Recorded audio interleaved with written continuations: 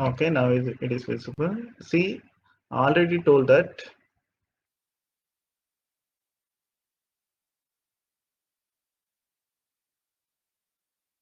I can access interfaces as a references. Is it right? Let us see how we can access the interfaces as a references. Okay. See, have interface called callback. Okay, I have a method in this interface called callback method. Okay, I don't have any signature. That's what every method of interfaces should be abstract methods. Okay, we don't have signature at all. I have a one class called client, which is going to implement this callback method. Okay, implement means I have a implementation of that callback method here. Okay, see, the implementation is here. Okay, now I have one more class called another client that also implements a callback. Okay, so my separate implementation of this callback is here. Okay, let us run this first. You just forget about this. We'll run this thing. Okay,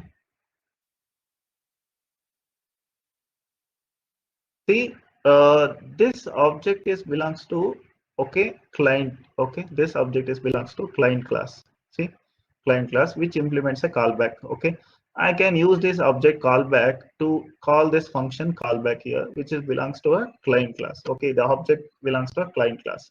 See, so I can use this object to refer another client also. See how it is possible. I will create one more object called C1 of another client. Okay, and I'm going to use that C1 to refer the C now. So this line means C now refers to the another client object. Now it is referring to C1. If you call even C also, it is not going to call this method. This because the client method is now it is not at all possible because now C is referring to another client. So the output should be another version of callback and P squared is something some values. Let us see what happens.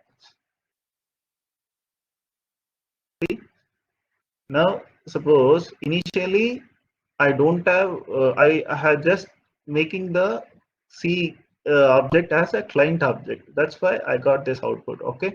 Later, I'm just referring this client C object as a another client object by using the statement that is C1 equals to C. So now, whenever I do callback, now the callback is going to use this implementation rather than this method because now I'm referring to the another client, the another client. So that's why I will have output like this.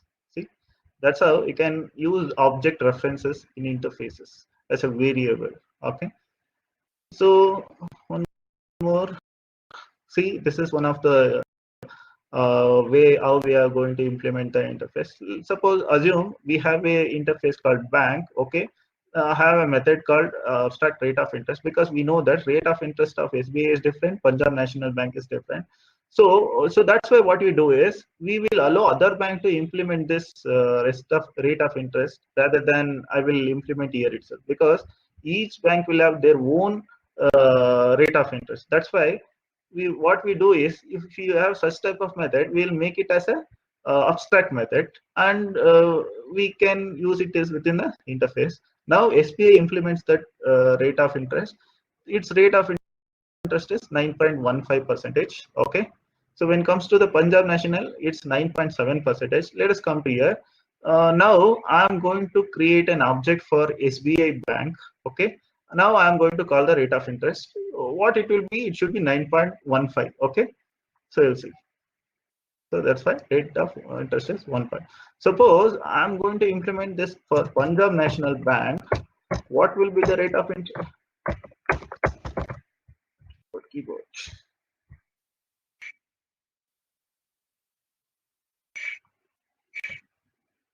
Okay, so rate of interest is now 9.7. See, like this. So this is how we can use the, and we come across nested interface. As I already told that interface can be placed within a class also. Okay, within a class. Whenever if I want to use this interface within outside of this class or in another scope, then we need to provide fully qualified name as I already told that a dot nested if like this. Okay, so this is how we can run it. So 10 is negative. See. If I pass value 10, it is negative. If I pass minus 12, of course, this message will be won't printed, because if it is false, it directly return 0. Okay. So we can have a lot of examples like this. Now, I think I am clear with this.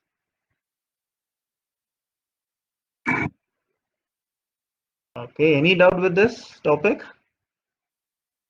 Any doubt with this topic? I've finished now. The module 2 is completed now. Sorry, module 3 is completed now. Any doubt in this topic now? Module 2, module 3. Now you know how to do inheritance, how to use super things, how to override the function, overload the function, and how we can handle exceptions in Java, and how we can create a packages, and what are the utilization of these packages, and how we are going to achieve multiple inheritances using interfaces. What are interfaces? Then how can you implement interfaces? Everything is clear now. If you have any doubts, 4 members have doubts, please you can answer now. Okay, last 5 minutes. I'm going to finish it soon. Okay, Mike, finish it soon. If you have any doubts, you can ask me now. I will clear it.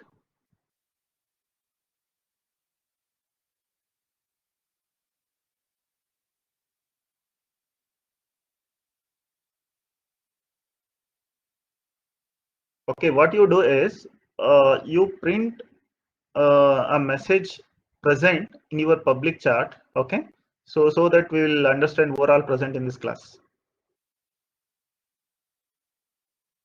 Overall present here, they can print messages in public chat.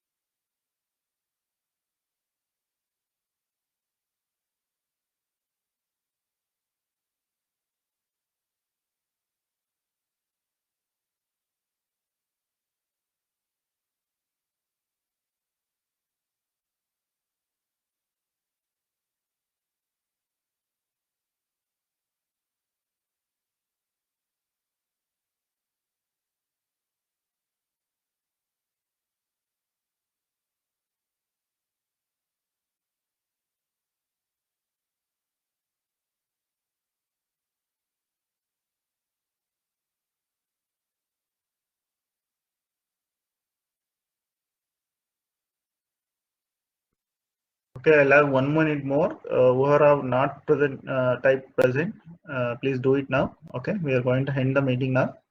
Okay, fine. Thank you for your patience. And if you have any doubts, you can leave even messages in forum also. We'll solve it. Okay. So in the next class, Shilpa ma'am will start the module 4 units.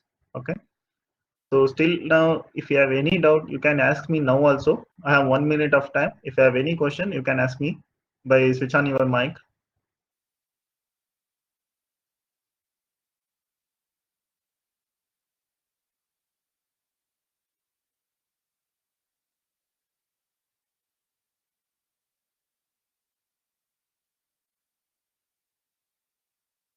Okay, fine.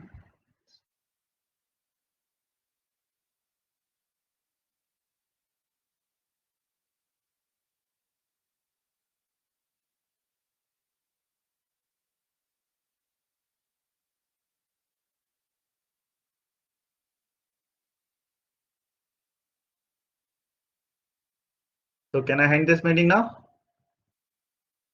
Everybody have typed. Okay. Thank you. Thank you.